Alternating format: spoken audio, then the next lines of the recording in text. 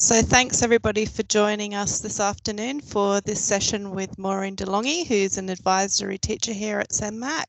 And she's going to talk about thinking ahead around exam accessibility. So I'll just hand over to Maureen. Thanks. Thank you.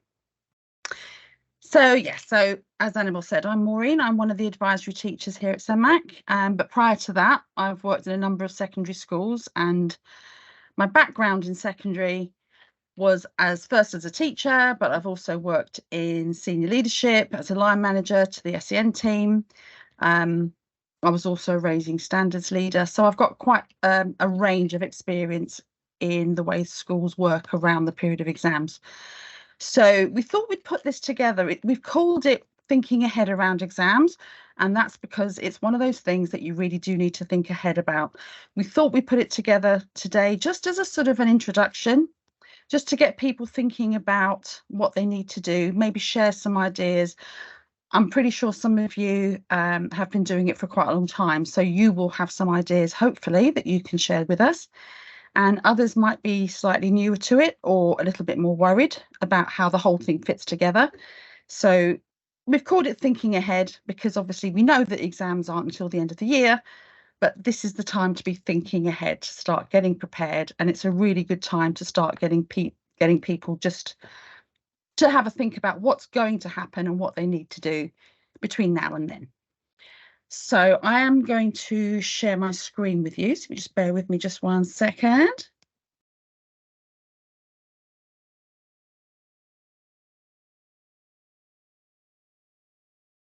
Okay, hopefully you can all see that all right. Okay, so as I said, we're thinking ahead, but there's 3 aims really for what we're doing today. Firstly, we're going to look at the role of assistive technology a little bit more in general, but then also what does that mean in terms of exams and how it can be used in exams to support our students. Then we're going to look at what does the JCQ guidance tell us about that and how we can use that to apply for exams access and the process that we need to do to go through that. And then the final thing we're going to look at is just to sort of consider how we go about making those actual applications, just so that we are really confident that our students are going to get exactly what they need when it comes to those exams. So I realise that quite a few of you have probably got a lot of experience in doing this, and you know exactly what is meant by exams access arrangements, but I thought it won't hurt just to quickly go through a couple of key points again. What do we mean by access arrangements? So I'm thinking specifically here in this first part about GCSEs, but also we'll be looking a little bit at Key Stage 2 exams and SATs a little bit later on. So we all saw how SEN students in particular became really disadvantaged a few years ago because of the exam reforms, and when the coursework was removed a few years ago, some of the more accessible forms of assessment sort of disappeared, and that was a bit of a lifeline for them that was removed.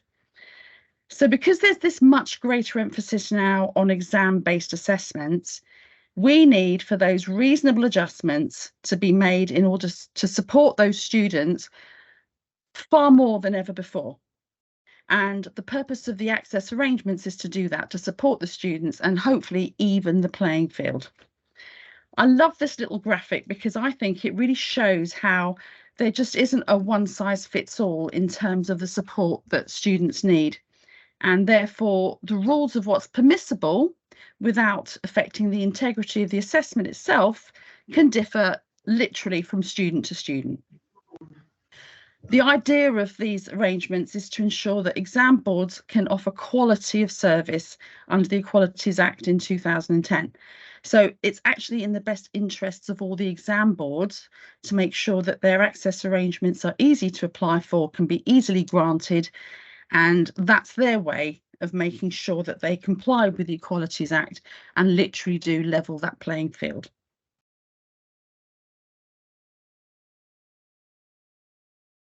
So what we're looking here at are the access arrangements, and they cover all sorts of different sorts of support. This can be all the way from human readers and scribes, extra time allocations for students to complete their exams, allocation of rest breaks, allocation of coloured overlays, right the way through to the more complex assistive technology, some of the stuff that our CENMAC students use that can be used actually during the exams themselves. And what can sometimes be quite a challenge is to manage the intention behind these access arrangements. And the intention is to meet the needs of individual candidates on a very personal level. That's why each student has a different arrangement. So when we throw assistive technology into that mix, it can appear much more complex. So what do we mean by assistive technology in an exam context?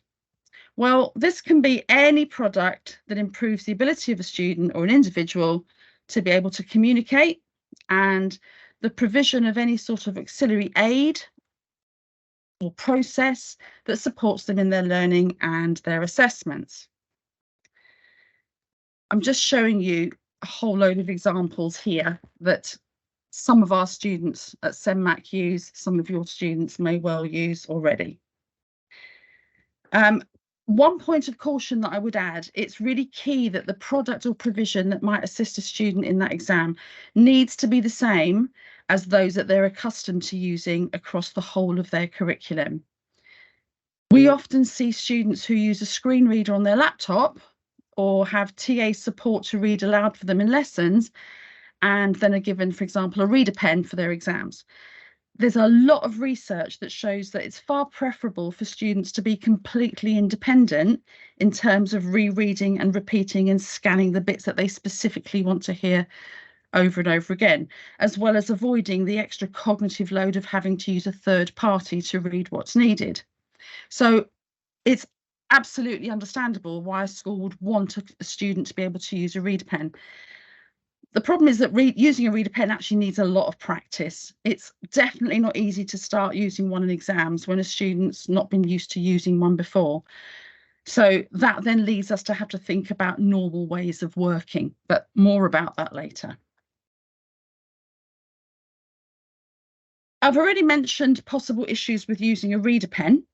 So many students just really need to use a computer to help them to word process their answers, and the school can provide these. However, something we need to consider and start considering quite early is that in exams, students will need to use exam machines that have the internet connection disabled. And of course, students can't have access to any of their own folders. So what some schools will do is provide separate Chromebooks or laptops that are kept simply for use in exams, and the students can use those in exams perfectly well. However, just a little point of caution, do be mindful that students who have manual weakness or even pain can find that even the slightest difference in the spacing of the keys can be difficult or even painful. So where possible, the equipment they use in the exams should be exactly the same as what they've been used to using throughout the rest of their learning. Also, if a student is used to using supportive software for writing, they will want to have access to this in their exams, but obviously they won't be able to just use their own laptop that they've been using for the rest of their learning.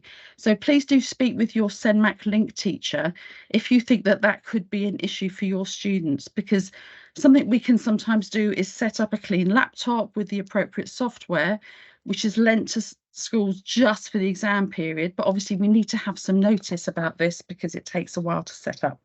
So just bear those kinds of things in mind because we can help with that. So then we've got things like voice to text, so that this can be any sort of permissible dictation software. Lots of students we come across use Microsoft Dictate in 365 or Google Voice Typing as their normal way of writing extended text. They work beautifully and the students are very used to using them.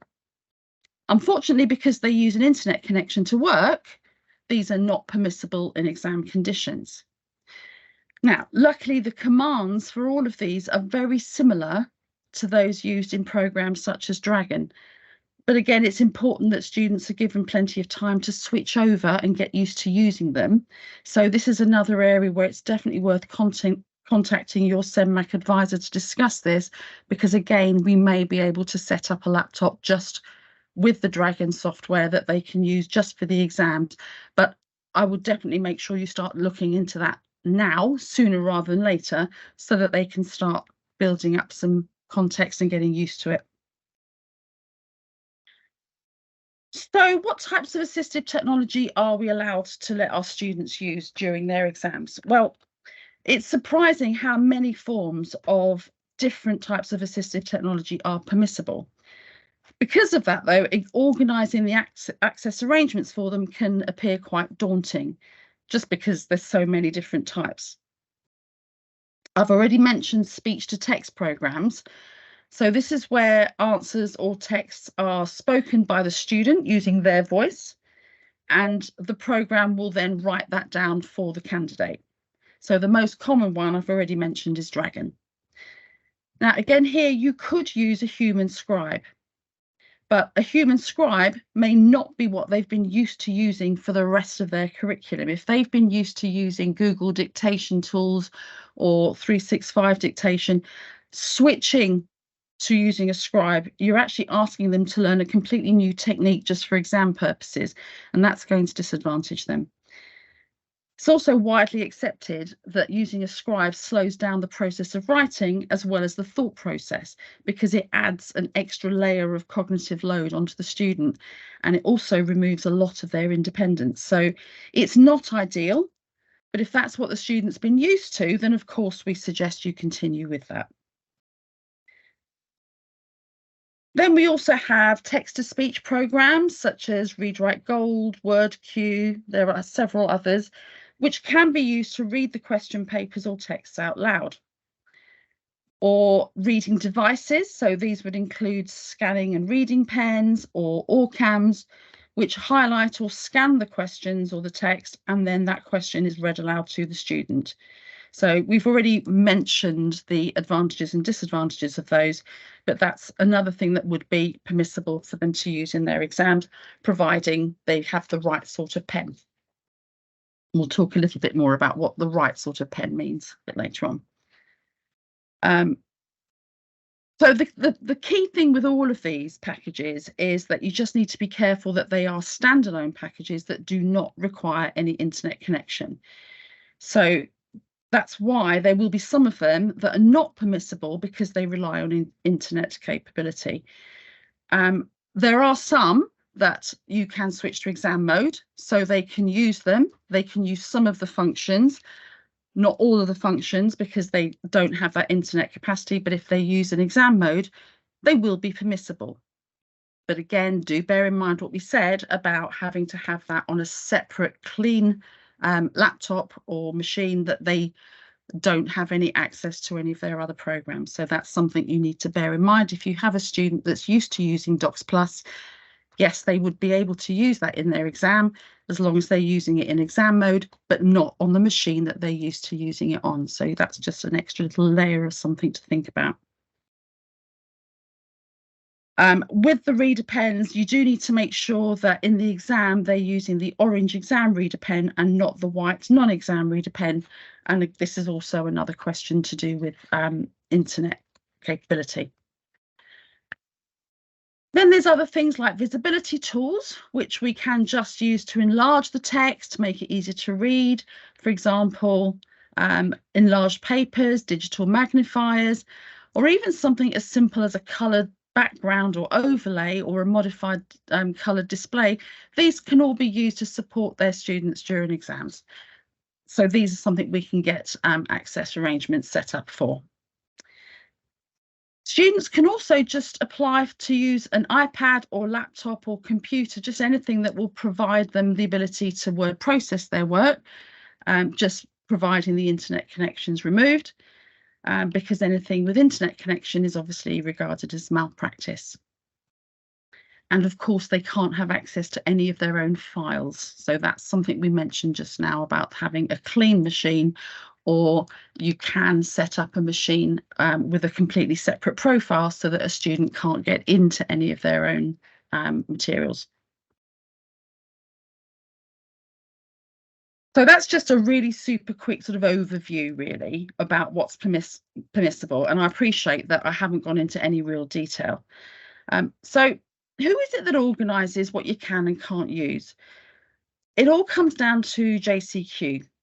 So the JCQ regulations that outline how schools must apply for those reasonable adjustments to make any form of access arrangements, and that includes with assistive technologies, are all laid out in this booklet. So it's sort of a one-stop shop, really, that outlines everything that you need, and it explains the process that exams officers must follow in order to apply for their access arrangements. If you go onto the CENMAC website into the exams access arrangements section, all the links have been put into there so that you can go through it, download it, go through it step by step yourselves. It does change slightly year on year, so the one we've put there is the most up-to-date one. There's very slight adjustments made every year, so even if you've been using it for a long time, it is still worth just downloading and having a quick look through to just check for any new developments, but there's not very many.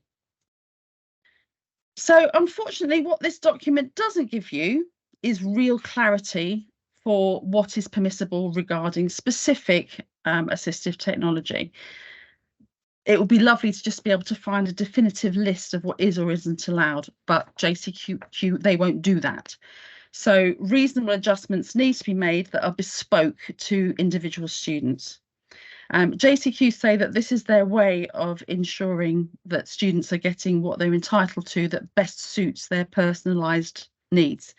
So for that reason, downloading it, getting the information you need and making those applications in a timely fashion is really important so that you've got time to put your case together for these applications. This section here and on from there, this is just a screenshot from that document.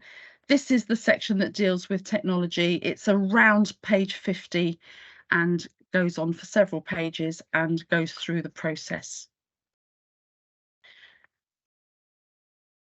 So as we said, JCQ won't actually approve any specific computer packages or reading software.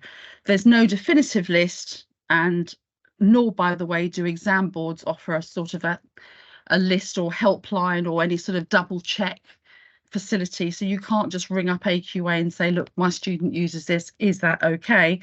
Because they won't approve things as a direct one-off like that. The way that JCQ expects you to be able to apply for this access is to prove that your students should be allowed to use a piece of software in exams, and to show that it is that student's normal way of working. We'll talk a bit more about what is meant by that in just a moment. What JCQ interpret that as is an adjustment that's processed at the start of a student's learning journey, and that is firmly established and forms a picture of the student's need. I've just taken that from their website. So basically, we're looking at what a student has been identified as needing to help them and has become the way that they normally work throughout their curriculum. So in other words, exams adjustments must reflect what they've been used to using across their curriculum throughout their learning. And if it does, then the exam boards will approve the student's use of that form of access arrangement. So the important thing really is just look for examples of ways that you can prove that something is, in fact, what that student has used all the way through.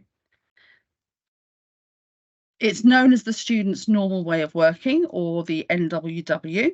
And a quick little tip that I would suggest here is to get your staff or any staff that work with a student who does use assistive technology to start writing NWW and a little initial onto any example of the student's work where they've produced it using their technology. Because if you just get used to doing that quite early on, particularly if you can do it over a period of years from when they started, you're then starting to build up a real picture, as they've said, of the student's need, and you're building up examples of evidence that you can use for your applications for access arrangements. And if you've given them that sort of proof and that amount of evidence, then they will accept that that is the student's normal way of working, and therefore it's admissible in their exams. So you need to be able to provide some whole school or whole centre approaches to gathering that information so that everybody's singing from the same hymn book, everyone's doing the same sort of thing in order to gather that evidence. And I would suggest literally putting together a portfolio for each of the students and start gathering evidence that you can use of showing that this is their normal way of working, and start doing that quite early in their school career. I've put together here a little list of some of the things that some schools use to build up their portfolios. So of course there's others, and of course if you've got a really fantastic idea of something that you've used in the past that has been approved, please do pop it in the chat, because it's always nice to share, and then people will get some really good ideas of the sorts of things that they can use for their evidence. So some of the things that JCQ might look for, well, things like teachers' records with some examples, teaching plans, notes recorded, some examples of some individual pupil support plans. Now, what I mean by that, this is one that a school has produced, and they do this for every year that the student is in the school, and they just add to it. So it's their way of sort of stating what that student has been using and what that student has been given throughout their school career. Another thing is something like a student checklist. Now, these would change from year to year, and it is just building up that sort of case really for what a student needs and what they have been using. This is one that was used by one of the schools I've worked in. Something similar would be quite useful. By all means, use CENMAC assessment and reviews, because one of the things that we look at is the students' environment and what they're using each time we come in and how that's helping them with their work. So pop one of those in, that's also good evidence. A guidance sheet where the SENCO explains how they collect these records and put them together. So that's basically a cover sheet to outline how you've built your portfolio. If you do staff training and you show your staff how they need to gather this sort of information, perhaps where you tell them about writing NWW on the students' work, and you show that as a PowerPoint, put a copy of that PowerPoint on access arrangements into your portfolio, because that's all really strong evidence about how you've gathered that evidence and how we've got to that point. A staff training sign-in sheet actually that shows that teachers have attended those training sessions. The students' EHCP is really useful, because if it mentions assistive technology in there, then that then becomes a legal requirement. So that is actually giving you quite a lot of power to your elbow. So I think the key things there really is to just get a bank of evidence that shows the needs of the student, the support that they've been receiving throughout their lessons, throughout their school career. Train your members of staff in how to use these and how to gather that evidence. Put all those together and use that as your evidence tracker in order to ask for your assistive technology access arrangements.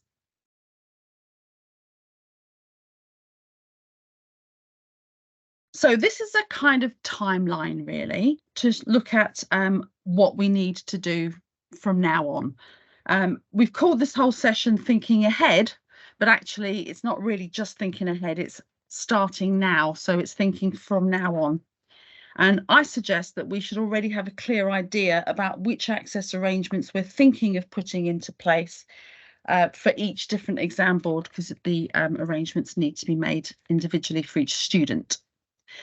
So we should have that decision on a school level before we go off for half term. If you are thinking, well, this student has been used to using someone to read the questions to them, but I'd like them to go on to using a reader pen, that decision really does need to be made now so that they can begin that process and start using it regularly and have that practice.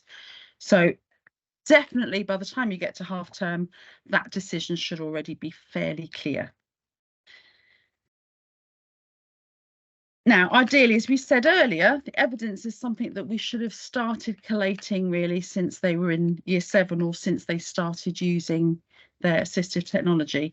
But it's never too late, and we can begin collecting evidence on a regular basis, ASAP, as soon as we get back from half term. If you are looking at apply for modified papers, so by that I mean perhaps Braille papers, enlarged papers, that needs to be done by the 31st of January. So again, by the time we get back after half term, we need to have a very clear picture of what we're going to be applying for. And then all of the other access arrangement applications need to be in by the 21st of March, which seems a long way ahead, but it soon looms up when you're trying to gather all your evidence together. So it doesn't give you a huge amount of time, just enough time.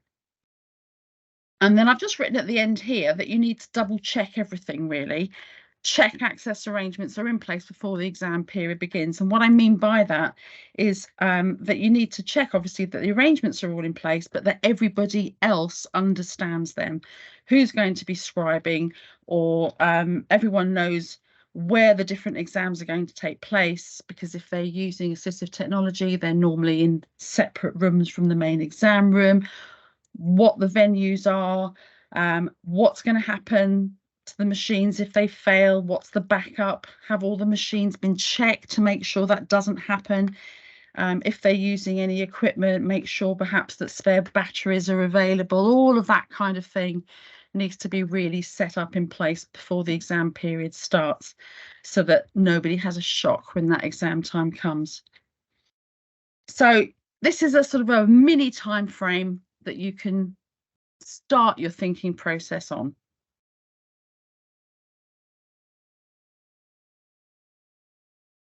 I'm just going to mention here very briefly the access arrangements for Key Stage 2 SATs as well. And again, if you look on our website, there's a few links there that will give you some guidance on that. The arrangements are very similar, but they're not quite the same.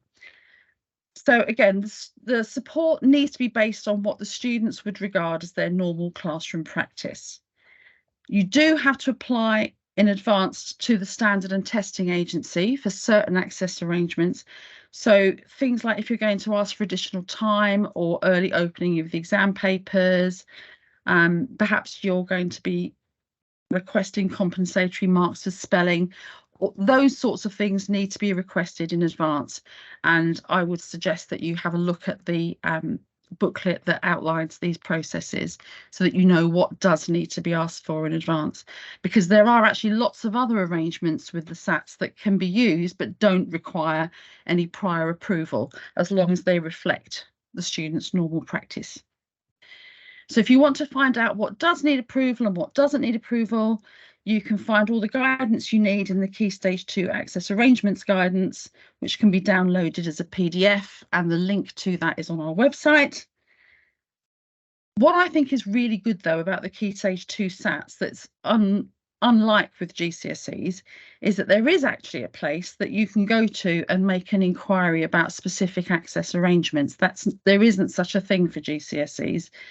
So if you go to the Primary Assessment Gateway, you'll need to make a login, but once you've logged in, then you can get into that to find a section called Message Us, and on there's a general inquiry page, and you just fill in a form, send off your question, and they respond directly to you.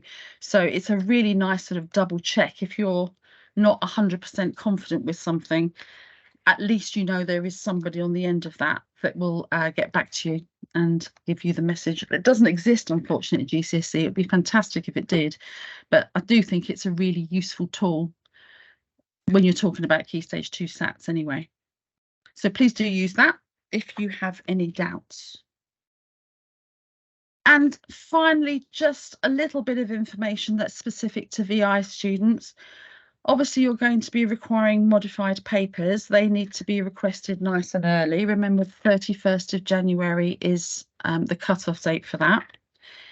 A few other things that you can get. You can get a transcript of the papers in Word to accompany the exam. You can request that in advance too, as well as other sorts of modified papers enlarged in Braille. And there's the link here that will show you how to do that. But again, that link has been put onto our website so that you can go there and have a look. The other thing I think is really nice is that you can now also get, through the RNIB, accessible revision guides. There's a link there for how to get to those, and that link is also on our website. At the moment, it's mainly for course subjects, and there are a couple of the foundation subjects now coming on board, but they are starting to add more and more to that list. So I'm sure that's something that people will be able to use and will find really, really useful. And this is just a little checklist that the RNIB proposed. If you go onto their website and look at their access arrangements details page, this is on there, and it's quite a useful little checklist because there's so many things that you have to think about when you're making access arrangements for students with visual impairment. So this is a really nice little sort of place to put everything on. I quite liked that. I do like a nice list, and I thought this was quite a good one.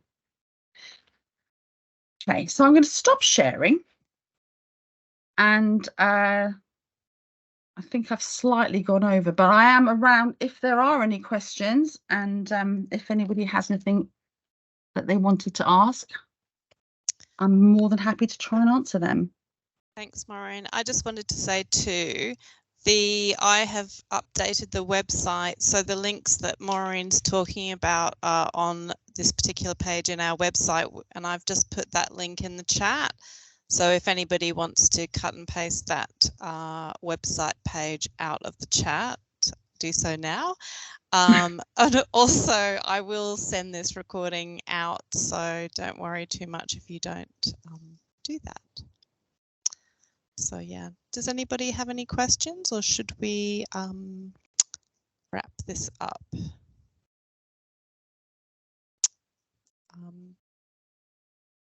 Yes, go ahead, Emma. Did you want to unmute yourself? Yeah. Hi. Just very quickly, thank you for that. That was really informative. Do you know whether the A3 modified papers come in single-sided, or do they come double-sided? I don't, but Mary is on the call. Mary, do you know? Is Mary not on the call? Question, say that again. So with the enlarged papers for VI students, are they single-sided or double-sided? I don't know off the top of my head, sorry. I just wondered if there was double-sided, whether you'd need to apply for early opening so they could be photocopied onto single-sided. Yeah, that's good. Yeah. Might need to do that. It's a very good point. I mean, I would imagine single-sided makes far more sense, but because it makes sense doesn't mean that's exactly what happens. So yeah, it might be worth. I mean, you can probably get past papers at any time, and then you can just check, can't you? You can just have a look at the format. Yeah, I mean, just how you print them off. You can print them off double-sided, but then that's not necessarily how they appear when they're in school. The other thing was, the other question, sorry, I won't keep you long.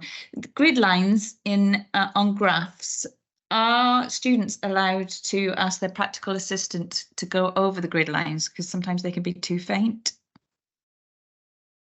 I don't know. I've never been asked about that before. No idea. I can't see any reason why not. I mean, if they've got access to a scribe anyway, I can't imagine that would be an issue. But I would suggest probably just contact whichever exam board it is. They will have an exams access officer, and that might be something for them. Just email them and just double check. I can't see any reason why that would be a problem, but it's always worth just double checking with things like that. I think that's one of those cases where the student would have to know to request it, because obviously the adult couldn't offer to do that. It would have to come from the student requesting it. Yeah, that's fine. Thank you very much. Thank you. Does anybody else have any other questions? It looks like it's gone quite quiet, so Ellie's just saying thank you. All right, well, I think we might just end this, and if anybody does have any questions, just feel free to email us, and I will send this recording out next week. Okay, thanks everybody. Thanks, Maureen. You're welcome. Bye. Bye.